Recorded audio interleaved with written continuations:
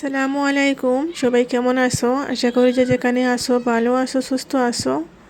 আল্লাহর অশেষ রহমতে আলহামদুলিল্লাহ আমিও মোটামুটি ভালো আছি। আজকে আবারও চলে আসছি অনেক দিন পর একটা ব্লগ ভিডিও নিয়ে আপনাদের মাঝে শেয়ার করার জন্য।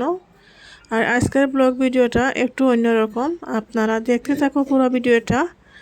আশা করি আপনাদের কাছে ভালো লাগবে। আর এতদিন কেন আমি ভিডিও দিতে পারিনি সেই কথাগুলি আপনাদের সাথে শেয়ার করব। তার সাথে আজকের ভিডিওটা আপনারা অনেক কিছু জানতে পারবেন। ভিডিওটা পুরো দেখতে থাকো। আজকে হচ্ছে আমাদের ঘরে একটা দাওয়াতের আয়োজন করতেছি। দাওয়াতটা কেন রাখতেছি আপনাদেরকে ধীরে ধীরে করে এই ব্লগে সব কিছু বলে দেব। তো এখানে হচ্ছে 2 কেজি ওজনের গরুর মাংস নিয়ে আসা হয়েছে। আমাদের এখানে হচ্ছে গরুর মাংস, শুধু মাংসগুলা হচ্ছে বিক্রি করা হয়, আর মাংসের যে হাড়গুলা সেগুলা এক্সট্রা করে দেয়। 1 কেজির মাঝে এক্সট্রা করে কিছুটা হাড় দিয়ে দেয়, সেই কারণে মাংস একটু বেশি দেখা যায়। তো এখানে 2 কেজি গরুর মাংস আর তার সাথে কিছু এক্সট্রা হাড়ও আছে, সব মিলিয়ে 2.5 কেজির মতো হবে। এখন আমি মাংসগুলা কেটে নেব, যেগুলো আর কি একটু বড় বড় আছে সেইগুলা কেটে নেব। আর কি পরিষ্কারও করব, নোংরা টোংরা কিছু থাকলে সেগুলো ফেলে দেব। তারপরে হচ্ছে আজকে মাছও নিয়ে আসবে এখানে পাপা, মাছও কাটবো। আজকে হচ্ছে একটা দাওয়াতের আয়োজন, আগেই বলতেছি। তো মাছ মাংস তো থাকে দাওয়াতে। দাওয়াত কিসের জন্য আপনাদেরকে বলতেছি, এই ভিডিওটা হচ্ছিল জানুয়ারির 9 তারিখের। 9 তারিখে আমি প্রত্যেক বছর 9 তারিখে এইরকমই হচ্ছে একটা আর কি দাওয়াতের আয়োজন করে থাকি মসজিদের ইমাম সাহেবকে নিয়ে। তারপরে আমাদের এখানে যারা যারা আছেন সবাইকে নিয়ে এটা দাওয়াত করি। তো প্রত্যেক বছর এটা করে থাকি। আমরা তো ছেলেমেয়েরা আছি, সবসময় দোয়া করি। তো জানুয়ারির 9 তারিখ হচ্ছে 2021-এর আমার বাবা মারা গিয়েছিলেন। 21 না 22-এর, 2022-এর 9 তারিখ আমার বাবা মারা গিয়েছিলেন। তো এখন হচ্ছে আমার বাবার দেখতে দেখতেই 3টা বছর চলে গেছে, কিন্তু বাবার সবগুলা স্মৃতি চোখের সামনে ভেসে ওঠে সব সময়। সব সময় বাবার যে কথাগুলা চলাফেরা সব সময় মনে হয় এই যে চোখের সামনেই বাবা চলাফেরা করতেছেন, কথাবার্তা বলতেছেন এরকমই। তো যাদের মা বাবা নেই তারা হয়তো এই বিষয়টা বুঝতে পারবেন যে কেমন লাগে মা বাবা পৃথিবী থেকে চলে যাওয়ার পর। প্রত্যেকে বলে পৃথিবীর সবচেয়ে সেরা মা, কিন্তু মা বাবা দুইজনের প্রয়োজন হয় দুনিয়াতে সুন্দরভাবে হাসি খুশি থাকতে হলে। দুইজনের জায়গায় দুইজনই বেস্ট, মার জায়গায় মা, বাবার জায়গায় বাবা। দেখতে দেখতেই আমার বাবার 3টা বছর চলে গিয়েছে। 3টা বছর হয়েছে বাবা ডাকতে পারিনি বা বাবার কথাও শুনতে পাইনি। তো আমি হচ্ছে অনেকটাই কম মা বাবার কাছে রয়েছি বলতে গেলে। আমার 4টা ভাই বোনের চেয়ে আমি অনেকটাই কম আর কি মা বাবার আদর পেয়েছি। কম বলতে সবার বড় ছিলাম, সবচেয়ে বেশি পেয়েছি। কিন্তু বিয়ের পর থেকে আর মা বাবার সাথে থাকা হয়নি, কারণ বিয়ের পরপরই চলে আসছিলাম আমি এখানে হায়দ্রাবাদে। যখন বাড়িতে যেতাম বেশি দিন বাড়িতে থাকতে পারতাম না, স্বামীর বাড়ি বাবার বাড়ি এরকম করে দিনটা কেটে যেত। গ্রামে থাকলে হয়তো সব সময় বাবার কাছে আসা যাওয়া করতে পারতাম, কিন্তু সেরকমটা হয়ে ওঠেনি। তার সাথে হচ্ছে আমার বাবা মারা গিয়েছেন যখন, তখন আমি আমার বাবাকে দেখতে পারিনি। এটা হচ্ছে আমার জীবনের সবচেয়ে বড় একটা কষ্ট। যতদিনই বেঁচে থাকি না কেন এটা হচ্ছে ভোলার মতো না। সব সময় যখনই আমার এই কথাগুলো মনে আসে বা আমি কাউকে বলতে যাই, তখন আমার চোখ দিয়ে পানি চলে আসে। আমি হচ্ছিলাম ঘরের বড় সন্তান, আর ছেলে মেয়ে যাই হোক না কেন ঘরের বড় হলে অনেক আদরের হয়ে থাকে। তো আমি আমার মা বাবার অনেক আদরের একটা সন্তান ছিলাম। তার সাথে হচ্ছে আমার বাবা ছিলেন ওনার ঘরের সবার বড়। তো বড় ছেলে মেয়েদের নাতি বা নাতনি যাই বলো না কেন হলে দাদা দাদিরাও অনেক খুশি হয়, অনেক আদর করে। তো আমার দাদিরও আমি অনেক আদরের একটা নাতিন ছিলাম। আমার দাদি সবচেয়ে বেশি আমাকে মায়া করতেন। ওনার মেয়েদের যে সন্তানদের চেয়ে বা আরও ছেলে আছে, আমার সাথে ভাই বোন আছেন, সবার থেকে আমাকে বেশি আদর করতেন। সবাই বলতো যে তোমাকে তোমার দাদি বেশি আদর করে। তো সবার আদরের ছিলাম আমি। কিন্তু এখন মানুষ বলে না, একদিন সুখে গেলে আর একদিন দুঃখে যায়। তো এখন কারোই আদর পাচ্ছি না, কারণ গ্রামে নেই, প্রবাসে আসি, কাউকে ভালো করে দেখতেই পারতেছি না। তারপরে হচ্ছে মা বাবার খেদমত করতে পারতেছি না, এটা হচ্ছে সবচেয়ে বড় দুঃখ আর কষ্ট আমার। বাবা তো চলেই গিয়েছেন, বাবাকে দেখতে পারিনি। অসুস্থ যেই সময় ছিলেন, যখন বাবার পাশে থাকার ছিল, সেই সময় থাকতে পারিনি আমার কাছে। তো আমার বাবা যখন বেশি অসুস্থ ছিলেন 2019-এ, আমি 19শে ডিসেম্বরে গিয়ে আমার বাবাকে দেখে আসি। আমার বাবার ক্যান্সার হয়েছিল, তো তখন অনেক বেশি অসুস্থ ছিলেন। তো তখন গিয়ে দেখে আসছিলাম আমি। গিয়ে 15-20 দিনের মতো দেখে আসছি। গিয়েছিলাম অনেক দিন থাকবো, কিন্তু ওখানে যাওয়ার পরে আমার রেহান অসুস্থ হয়ে যায়। আর এখানে পাপারও ডিউটির প্রবলেম ছিল, আর ওই সময় করোনার একটা বেশি আর কি আতঙ্ক ছিল।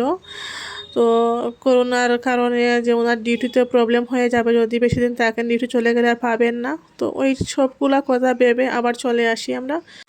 2019-এ গিয়েছিলাম ডিসেম্বরের 15 তারিখ। তারপরে 2020-এর জানুয়ারির আমরা চলে আসছি 10 তারিখ, মনে হয় চলে আসছিলাম 10 তারিখ না, হ্যাঁ জানুয়ারির 1 তারিখ চলে আসছিলাম আমরা হায়দ্রাবাদে।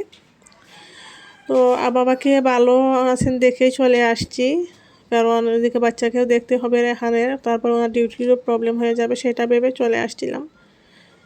তারপরে বাবা তো কয়েকদিন সুস্থ থাকলে, কয়েকদিন অসুস্থ, যাদের ক্যান্সার হয় তাদের এরকমই হয়, কয়েকদিন ভালো থাকলে আবার কয়েকদিন অসুস্থ হয়ে পড়েন। তো এরকম করে করে দিন যাচ্ছিল। পরে 2021-এ লাস্টের দিকে একেবারে বেশি অসুস্থ হয়ে গিয়েছিলেন। তো তখন আমি প্রেগনেন্ট হয়ে গিয়েছিলাম, আমার রুহানি ছিল পেটে যখন আমার বাবা বেশি অসুস্থ হয়ে যান। তখন হচ্ছে গ্রামে কিছুতে যেতে পারতেছিলাম না আমি, কারণ ওই সময় ট্রেনে করে যাওয়া আমার দ্বারা অসম্ভব ছিল, কারণ ট্রেনে করে গেলে আমাদের গ্রামে 4 দিন লাগে।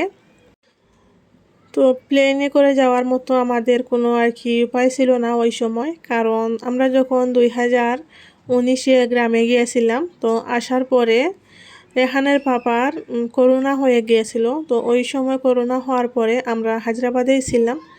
তো ওই সময় হসপিটালে অনেক বেশি আর কি, যে কোনো রোগ হলে অনেক বেশি পয়সা নিত। আর ওনার তো করোনা হয়ে গিয়েছিল, একেবারে সিরিয়াস ছিলেন উনি। তো 1 সপ্তাহ ওনাকে হসপিটালে রাখতে হয়েছে আইসিইউ রুমে। তো ওই সময় আমাদের আর কি অনেকটাই আর কি নোকসান হয়েছে। যাই হোক, আমি মনে করি যে উনি সুস্থ হয়েছেন সেটাই অনেক বড় পাওয়া আমার কাছে। ওই সময় একই সাথে আমার বাবা গ্রামে হসপিটালে অ্যাডমিট ছিলেন, ক্যান্সার হসপিটালে, আর এইদিকে রেহানের পাপা হসপিটালে ছিলেন, করোনা হয়ে গিয়েছিল। তো দুইটা টেনশন আমার অনেক আর কি, অনেক কষ্ট হয়েছিলাম ওই দিনগুলোতে। তারপর হচ্ছে রেহানের পাপা সুস্থ হয়েছিলেন, কিন্তু আমাদের অনেক আর কি, অনেকটাই আর কি পয়সা হাত থেকে চলে গিয়েছিল। সেই কারণে আর আমরা প্লেনে করে যাওয়ার মতো কোনো আর কি উপায় ছিল না, তো যেতে পারিনি। আর ওই সময় আমি ট্রেনে করে যেতে পারবো না, কারণ রুহানি আমার 6 মাস প্রেগনেন্ট ছিল যখন আমার বাবা বেশি অসুস্থ হয়ে যান। 6 মাস চলছিল। তো 6 মাসের মাথায় আমি ট্রেনে করে 4 দিনের জার্নি করতে পারবো না। তার সাথে আমার অনেক আর কি অসুবিধা, অনেক বমি হতো, ওই কারণে আর যেতে পারিনি। আর আমি ভাবছিলাম হয়তো বাবার কম হয়ে যাবে, কারণ আগেও অনেক অসুস্থ ছিলেন। তো সব মিলে কেউ চায় না, তো সন্তানরা কখনো চায় না মা বাবা এভাবে চলে যাক। আমি শুধু দোয়া করছিলাম যে আমার এই কয়টা মাস চলে যাক, রুহানি দুনিয়াতে আসলেই আমি ওখানে চলে যাব গ্রামে, যেভাবেই হোক না কেন। কিন্তু আমরা বান্দারা তো আর কিছু চাইলেই পাবো না আল্লাহর হুকুম ছাড়া। তো আল্লাহ আমার বাবাকে এতদিনের হায়াত দিয়ে দুনিয়াতে দিয়েছিলেন, সেটা তো আর আমার কথায় উনি বাড়িয়ে দেবেন না। তো আমার বাবা 2022 সালের 9 তারিখ ইন্তিকাল করেন। তো ওই দিন ছিল আমার জীবনের সবচেয়ে আর কি খারাপ একটা দিন, খারাপ একটা মুহূর্ত বলতে পারো, যখন আমি খবরটা শুনি। কি আর করব, নসিবে ছিল না, সেই কারণে লাস্ট সময় দেখতে পারিনি। কিন্তু আমি আমার অনেক আদরের ছিলাম বাবার, আমার বাবা অনেক আদর করতো। আমার এখন গ্রামে যেতে ইচ্ছা করে না, বা গেলেও ভালো লাগে না। এই যে বোনের বিয়েতে গিয়েছিলাম, সব কিছুই ঠিকই ছিল, কিন্তু ওই বাবাকে পাইনি, সেই কারণে আর কি ভালো লাগেনি আমার গ্রামে। আমি আমার বাবার বিষয়গুলো বলতে চাই না, কারণ ওই কথাগুলো বলতে গেলে আমার চোখ দিয়ে পানি চলে আসে, আমি আর নিজেকে কন্ট্রোল করতে পারি না, সব কিছু স্মৃতি মনে পড়ে যায় আমার। সবাই আমার বাবার জন্য দোয়া করবেন যাতে আল্লাহ ওনাকে জান্নাতবাসী করেন।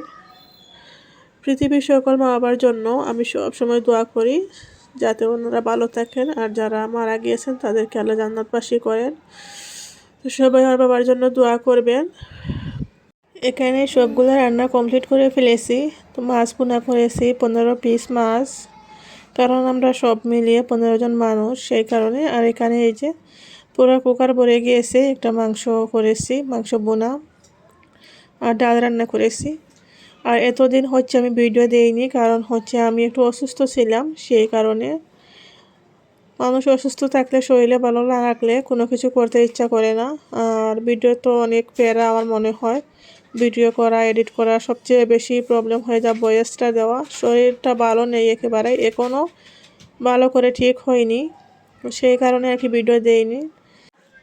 তো এখানে সবগুলো রান্নাবান্না কমপ্লিট করে ফেলেছি। আর আমার রান্নাঘরটা হচ্ছে অনেক ছোট, সেই কারণে জিনিসপত্রগুলো যেভাবে পারছি সেভাবে রেখে দিয়েছিলাম।